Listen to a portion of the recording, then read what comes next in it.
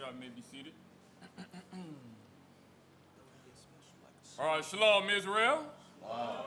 All right, so tonight's lesson is on Noah's Ark. All right, so make it smooth, make it fast. So I'm going to go ahead and share my PowerPoint. We're going to get right into it. And then first thing we're going to get the book of Psalms. The book of Psalms, chapter 85 and verse 11. So when concerning Noah's Ark, we have to make sure that if this was something that happened in history, we should have some sort of proof of this, right? Where the scriptures speak of that. Get Psalm chapter 85 and verse 11. Psalm chapter 85 and verse 11. Before you get that, I want you to get Revelation. Get Revelation chapter 12. And get Revelation chapter 12, and I want you to get verse 1. Revelation chapter 12 and verse 1. And there appeared a great wonder in heaven, a woman clothed with the sun and the moon under her feet, and upon her head a crown of 12 stars. So who is this woman? Get Jeremiah 6 and 2. So the hint is she had 12 stars on her crown, representing 12 tribes of Israel. We'll get one more, that this woman was Israel. Get Jeremiah chapter 6 and verse 2. Jeremiah chapter 6 and verse 2. I have likened the daughter of Zion to a comely and delicate woman. Beautiful. Now, go back to Revelation. Get Revelation chapter 12, and let's get verse 14 through 16. Revelations chapter 12 and verse 14. And to the woman were given 2 wings of a great eagle, that she might fly into the wilderness, Go into ahead. her place, where she is nourished for a time, and times, and half a time, from the face of the serpent. And the serpent cast out of his mouth water as a flood after the woman. So this is very important. So this serpent is representing Satan, and Satan working through Esau. Because he's the one, according to Job, chapter 9, verse 26, and other places, earth is given to the hand of the wicked. Satan is the chief entity and power working through so-called white men to be used to oppress us as the children of Israel. So now it said that he cast out of his mouth water as a flood, being all these doctrines, all these understandings that the so-called white man has and teaches, which are really lies, in order to drown us out. Read on. That he might cause her to be carried away of the flood. Carried away into all sorts of doctrine, have our people confused. Read on. Verse 17. And the dragon, Verse 16. verse 16, excuse me. And the earth helped the woman. See, but the earth helped the woman. That's what we have. The earth is there to help us as Israel find the truth and get back on track. Read on. And the earth opened up her mouth and swallowed up the flood which the dragon cast out of his mouth. So see that? The earth is what's helping us. How? Get Psalms 85 and 11. Psalm chapter 85 and verse 11. Truth shall spring out of the earth. Because that's the thing. The truth shall spring out of the earth. That's what you have. Truth shall spring out of the earth. That's what we're looking at. So now from there, we're going to go to my portfolio. Andy, Danny, I got to teach it, give you all a strong, beautiful hour. Let's go. Get the portfolio, let's bring up. I'm going to get you with, let's get into Noah's Ark. All right, so the first thing, with a lot of information to cover, first thing we're going to tackle is flood stories. So all over the earth, you have ancient flood stories. That's one of the biggest things. Get Genesis chapter 10. I'm going to read parts of Genesis chapter 10. Right here, shoot, we got it up. But yeah, you can still get it. And read Genesis chapter 10 and verse 1. Genesis chapter 10 and verse 1. Now these are the generations of the sons of Noah, Shem, Ham, and Japheth. And unto them were sons born after the flood. Right, so we understand that these are the sons of Noah, and then after them they had more sons, all right, in whom we all now from whence came. Read on. The sons of Japheth, Gomer, and Magog, and Madai, and Javan, and Tubal, and Meshech, and Tyrus. And the sons of Gomer, Ashkenaz, and Riphath, and Togarmah. And the sons of Javan, Elisha, and Tarshish, Kittim, Dodanim. By these were the isles of the Gentiles divided in their lands. By these were what? By these were the isles of the Gentiles divided in their lands. Read on. Everyone after his tongue, after their families, in their nations. In their what? In their nations. So in their nations. This was something that actually happened. So now, if all this happened, all this came true, we should be able to see this. Seeing how all these things came about. Read on. Verse 6. And the sons of Ham, Cush and Mizraim, and Put, and Canaan.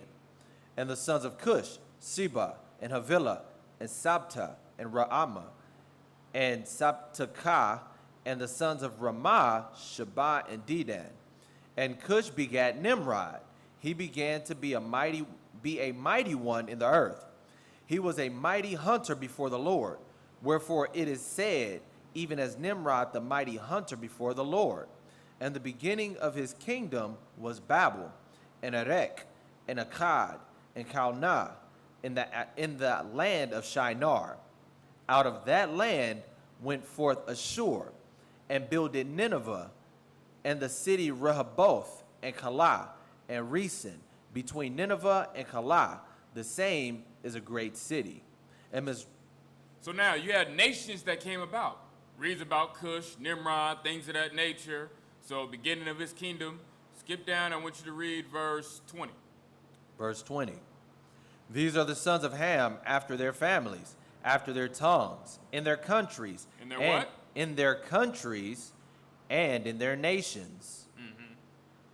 Verse 21. Unto Shem also, the father of all the children of Eber, the brother of Japheth, the elder, even to him were children born. The children of Shem, Elam, and Ashur, and Arphaxad, and Lud, and Aram. And the children of Aram, Uz, and Hol, and Gether, and Mash.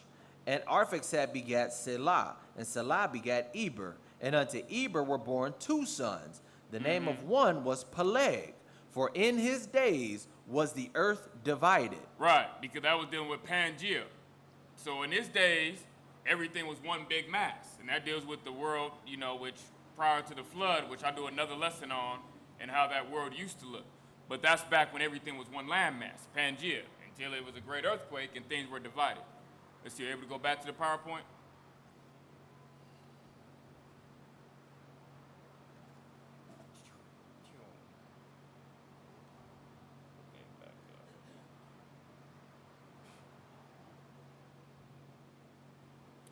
All right, so the next thing I'm going to go ahead and bring up.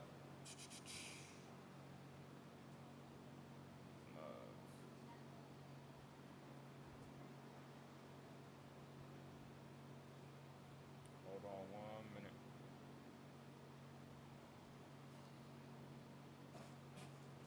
Stop mirroring.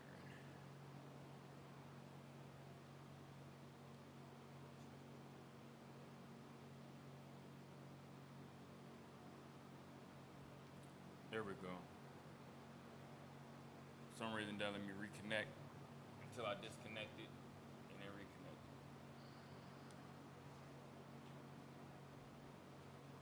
All right, good. We back up? Beautiful. All right.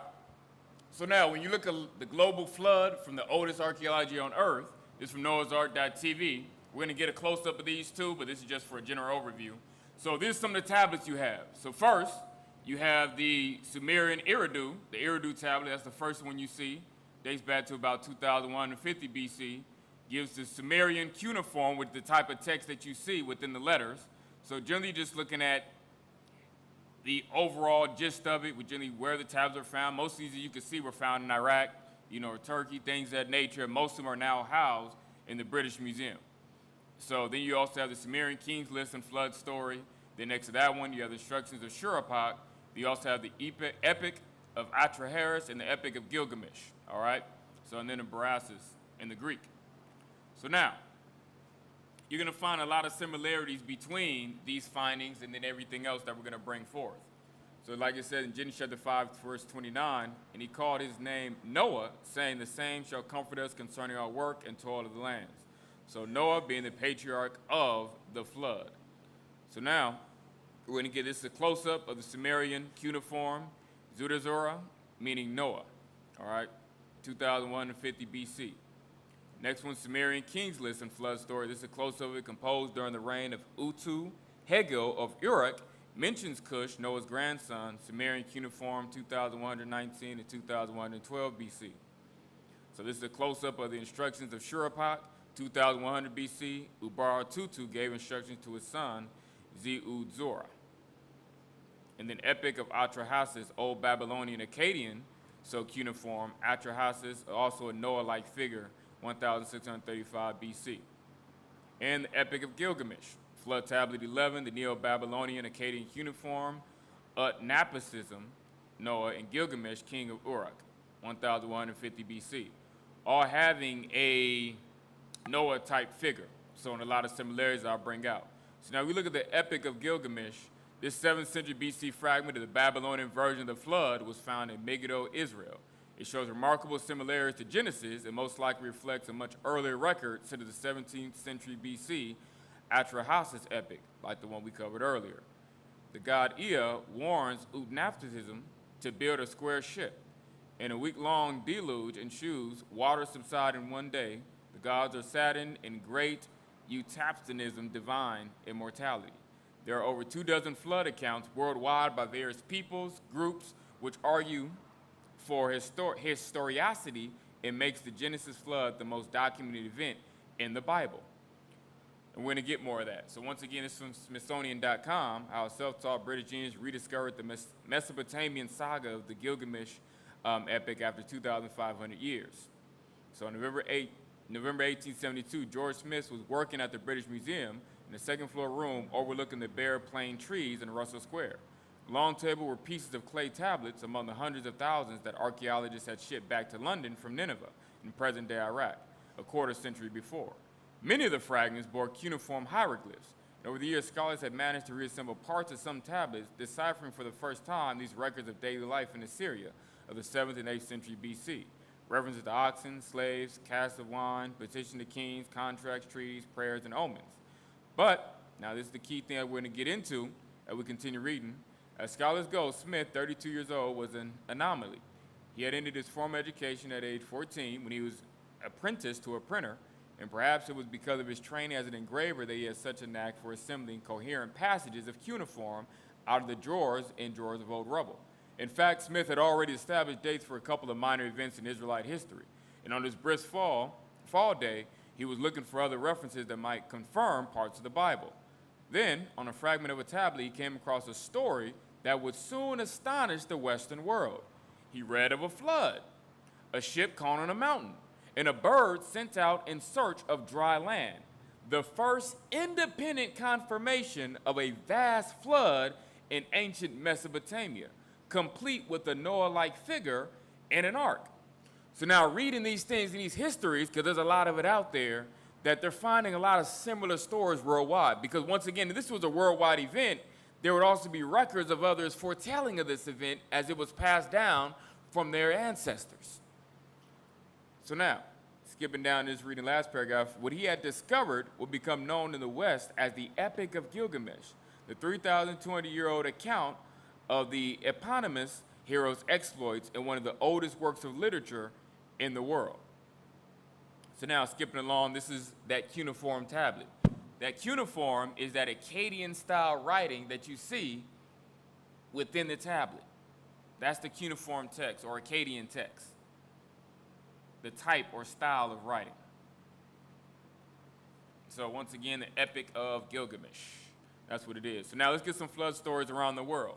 So this is from Talk Origins Archive, where it says, indexed by region, you have flood stories coming all throughout Europe: Greece, Akkadian, Roman, Scandinavian, German, Celtic, Welsh, Lithuanian, Near East, Sumerian, Egypt, Babylon, Assyria, Chaldee, Hebrew, Islamic, Persian, Zoroastrian, Africa, Cameroon, all throughout the different places, Yoruba, around the Ivory Coast, Asia, all throughout Mongolia. So, nevertheless, all these places have flood stories from the Pacific Islands throughout North America. So all these places, once again, just moving, it's a lot of them.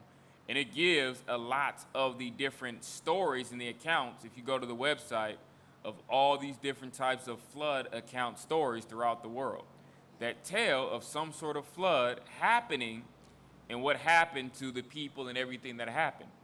there's a lot of similarities. So as you see, page 28 of 82, we're not going to read them, but just dealing with a lot of the same inferences of what actually happened. There's a lot of similar details. So now I'm going to go back. All right. And then others kind of deal with some of the different ones, as far as a lot of the ones dealing with that there is a garden, some sort of tree of eternal life. You know, a lot of ship was built, large ship dimensions, you know, just what was used on it, food was stored, animals in the ark. You know, you see a lot of those similarities between a lot of the tablets that were actually found. So unless there was actually some sort of damaged part of it, like you may see here in some of those portions. But other than that, a lot of the key elements were there. Altars used in sacrifice, God pleased with Noah's altar sacrifice, things of that nature. So a lot of those things seem to be lining up. So that's just generally a synopsis of that. So now the next thing is, okay, so where did the ark actually land? Where was it? All right, location of the ark. So this is from WyattMuseum.com, Life Magazine, September 1960. 27-year-old Ron Wyatt, that's the name you want to really remember, along with thousands of other people, read the following article in Life Magazine about a strange boat-shaped formation at an elevation about 6,350 feet in the mountains of Ararat. Not on Mount Ararat, but in the mountains of Ararat. Because remember, the scriptures don't say on Mount Ararat. They say in the mountains of Ararat. And it wouldn't even be possible for it to be on Mount Ararat because Mount Ararat is a volcano. So upon the mountains of Ararat, which we'll get momentarily. So about 12 miles from the summit of Mount Ararat. So now, despite the scholarly consensus that the mountains of Ararat of the book of Genesis do not refer to specifically Mount Ararat, it has been widely accepted in Christianity as the resting place of Noah's Ark. It is the principal national symbol of Armenia and has been considered a sacred mountain by Armenians. It is featured prominently in Armenian literature and art and is an icon for Armenian irredentism. Along with Noah's Ark, it is depicted on the coat of arms of Armenia. So this is actually a photo of Mount Ararat. You have bigger and lesser Mount Ararat, or greater Ararat and lesser Ararat. So lesser one is the actual smaller one that you can see on the left. So Mount Ararat, Armenian, it deals with now snow-capped and dormant compound volcano in the extreme east of Turkey. It consists of two major volcanic cones, Greater Ararat, the highest peak in Turkey, in the Armenian plateau with an elevation of 5,137 meters, or 16,854 feet, and Little Ararat with an elevation of 389.6 meters, 12,782 feet. So the Ararat massive is about 35 kilometers, 22 miles wide at ground base. So now, this is in Genesis chapter 8 and verse 4, and it says, "And the ark rested in the 7th month on the 17th day of the month upon the mountains of Ararat." So upon the mountains of Ararat, not on Mount Ararat itself. So that's kind of the difference between when you read the scriptures and what it says versus what we kind of take it from, which is no different than with a lot of other people when they look at, as you might want to say, like a lot of people think of the story of Adam and Eve, and they think of the apple. That's the first thing that comes to mind, although it doesn't say an apple.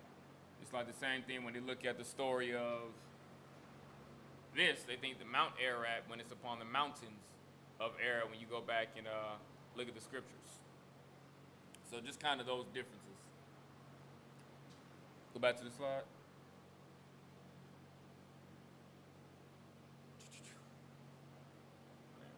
Fix that.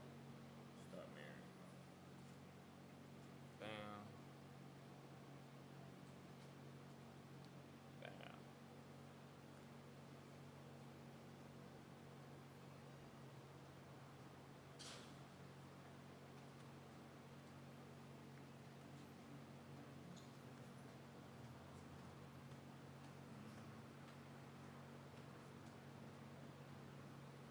All right.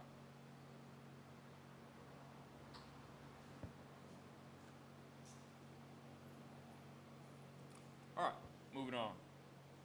All right, so now, when it says, of course, the mountain deal with the mountain or range of hills, so that mountainous area, and then Ararat being very close to modern-day Armenia. I deal with Ararat, or rather Armenia, which it's very close to. So you see right here on this map, It's technically in modern day Turkey, but right on the border of Armenia. That's the location of Mount Ararat on a map. All right, so if anyone wants to know where did the ark rest, where was it found? So right there where that red dot is on the map. So in Turkey, on the border or near the border of Armenia. So that's where you have it, Mount Ararat. So now, this right here where you see, right here on the left, right next to where it says ark, that's where the actual ark is. So this is known as Sesnakidag, which means Doomsday Mountain, aka the Valley of the Eight, aka Dunapar site. All right, so those are the names. Dunapar site, Valley of the Eight, Sesnakidag, and Doomsday Mountain. All right, that's what you're looking at. So now, from artdiscovery.com, the region around the ark has a rich history of evidence identifying this area as the correct landing place for the ark. The valley below the ark is interpreted as the Valley of the Eight. The name for the mountain where the ark rests is interpreted as Doomsday Mountain. The village where the majority of the anchor stones, which we'll get into momentarily, are found is called Arzep, or the Place of Eight. So the Valley 8, Village 8, all reference the survivors of the flood. Who are those survivors? Genesis 7 and 5. Actually, you start with Genesis chapter 7, verse 7. Genesis chapter 7 and verse 7. And the Lord said, I will destroy man whom I have created from the face of the earth, both man and beast, and the creeping thing, and the fowls of the air, for it repenteth me that I have made them. Genesis 7 and 7. Oh, excuse me, that was 6 and 7. Genesis 7 and verse 7. And Noah went in, and his sons, and his wife, and his sons' wives with him into the ark, because of the waters of the flood. Right. So now, if you have his sons and his wife and his sons' wives with him into the ark, how many people? Get Genesis chapter 7 and verse 13. Genesis chapter 7 and verse 13. In the selfsame day enter Noah and Shem and Ham and Japheth, the sons of Noah, So that's 4 people. Read. and Noah's wife, and the 3 wives of his sons with them into the ark. So right. And then Noah's wife and then their wives. So you had 8 people, those survivors, the people after the flood. So now this is generally a map of the general area. So you see it shows the Iranian border, shows Armenia, things of that nature.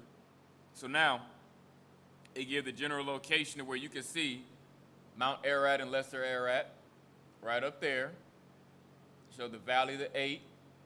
And then you see to the left of that, which we'll get into not this lesson but tomorrow, Noah's house, the Place of Eight where they were actually living, the anchor stones, which we'll get into tonight. So, and then also dealing with, zooming out. So, and then Noah's Ark down here at the bottom, which we'll get into each one of those. So now geologists say that at some time in history, the ship slid 2 kilometers down the slope from its original position on an earth flow or landslide caused by earthquake and or heavy rain.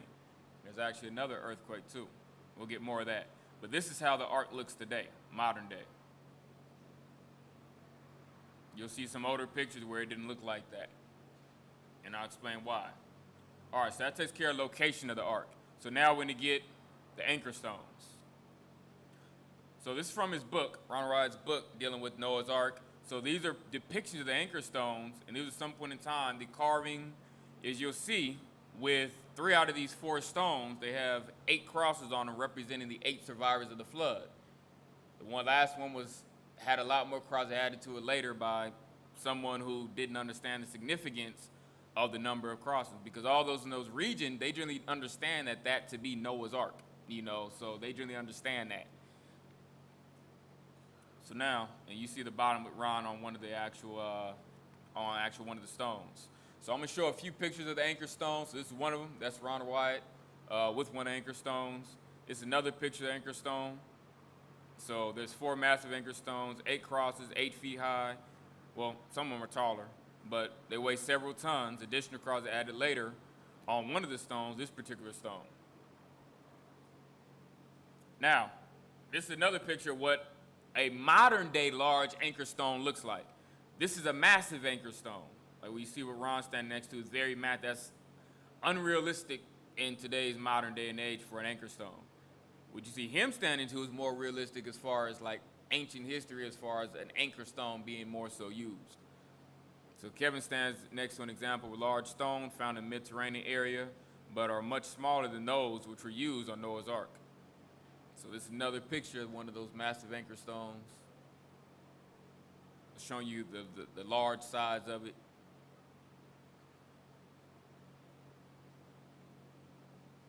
It's another depiction of a normal anchor stone versus the ones used for the ark. And the one stone is a quarter of a mile away from the ark, which they have right there. They put a Noah's Ark showing the location of it. So when you're in there, over there in Armenia and Turkey. So now, the crazy thing about the stones is that they're nowhere near any natural body of water. The closest water source is about 100 miles to the north, 75 miles southwest. So with no water anywhere in sight, how did these anchor stones get to this particular area? Seeing how large they are, couldn't just have someone just carry them, and then what purpose would they serve, being hundreds of miles away from any landmass or body of water? Leading back to a situation where arriving there, due to there being at one point in time the whole landmass being flooded with water, and that water receding further away from the area, having the dry land appear, as the scriptures deal with. These are more pictures of these anchor stones.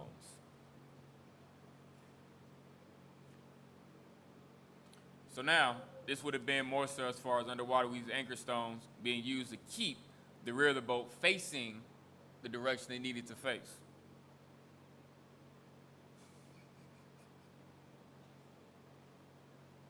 That'll be the main thing getting from here. Other things kind of go into the door. This is kind of some of the pictures of the anchor stones. Even showing, the hole that's bored, like it says on top of the stone, has precision drilled so that a rope can be able to pull through it and secure it to the ark. He just had another anchor stone still partially buried, but had a carving of the Tower of Babel. So actually located in southern Turkey, but may have been carved by someone who had seen it and then returned to this area. And that's just him, Ron Wyatt, next to one of the anchor stones. And a few more anchor stones. All right, so we covered anchor stones. Let's go ahead and now let's move on to boat size. Let's get the boat size. All right, so go ahead and read Genesis chapter 6, verse 14 through 16. Genesis chapter 6 and verse 14. Make thee an ark of gopher wood. We'll come to the wood later. Read on. Rooms shalt thou make in the ark. We'll come to the rooms later. Rooms shalt thou make in the ark, and shalt pitch it within and without with pitch. Mm-hmm. And this is the fashion which thou shalt make it of. Right. The length of the ark shall be 300 cubits. So the length, 300 cubits. Keep that in mind. Read. The breadth of it 50 cubits. Keep that in mind. Breadth of it 50 cubits. Read. And the height of it 30 cubits. Height of it 30 cubits. All right. Read. A window shalt thou make to the ark, and in a cubit shalt thou finish it above. And the door of the ark. What? And the door of the ark. Because they found the door to the ark as well. Read. Shalt thou set in the side thereof. Set where? Set in the side in thereof. The side thereof. Very key details. Read. With lower, second, and third stories shalt thou make it. All right. So now let's move on. So now, like I said, Life magazine was the first one to publish the recordings and findings of the ark. So now we're going to get this. Continuing with that magazine, so excerpt from Life magazine, it says, while routinely examining aerial photos of his country, a Turkish army captain suddenly gaped at the picture shown above. There on a mountain 20 miles south of Mount Ararat, the biblical landfall of Noah's Ark was a boat-shaped form about 500 feet long. Pay attention, that's key. The captain passed on the word. Soon an expedition including American scientists set out for the site. At 7,000 feet in the midst of crevasses and landslide debris, the explorers found a clear, grassy area shaped like a ship, and rimmed with steep, packed earth sides. Its dimensions are close to those given in Genesis. Like I said, the length of the ark shall be 300 cubits, the breadth of it 50 cubits, and the height of it 30 cubits. That is 450 by 75 by 45 feet. But now we're going to get that because it's the type of cubit used. So there's not just one type of cubit. You got the Hebrew cubit, you got the Royal Egyptian cubit. So now, the size of the ark, going back to ridemuseum.com. So now it says, the size of the ark. One of Ron's favorite subjects of study were the ancient Egyptians as related to the biblical account. While in Hawaii, he had read everything he could get his hands on in the library.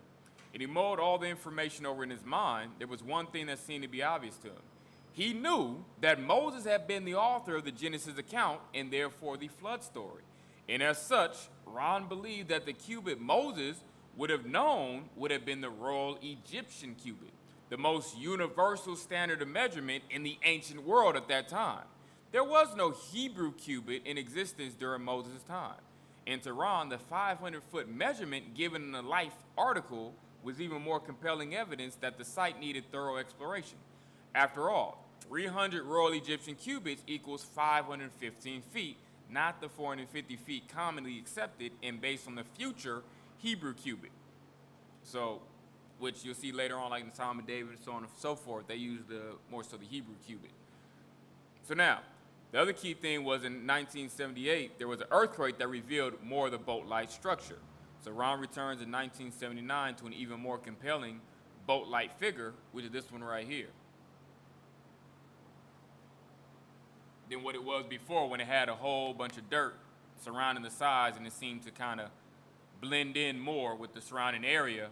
Earthquake gave way, and it did two things. It set a crack down the center, which you kind of barely see, kind of up here, set a crack down the whole thing, which allowed them to be able to better investigate, bury down beneath, below the surface to get the details that they needed to get for other arguments, which you may have heard or may not have heard, but I'll cover. And then, which led to everything being broken away so that they actually could see more of the whole to further substantiate it being Noah's Ark. That's where, you go ahead and read this page out.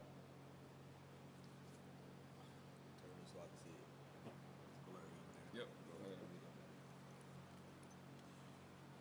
From Wyatt Museum, where it says when they arrived. 1979. Okay. 1979, returned to Turkey. He had to patiently bide his time until his next 2-week vacation came in August. And on August 11, 1979, he arrived the second time in Istanbul and headed for the site. This time, the boys didn't go. Ron wasn't going to take any more chances with his young son's safety, but he did take an Armenian preacher from California who spoke Turkish. When they arrived at the site, Ron just wasn't prepared for the spectacular sight his eyes beheld. The earthquake, which injured no one, had dropped the earth around the object, and there on the mountainside, Ron saw what looked like a giant shipwreck.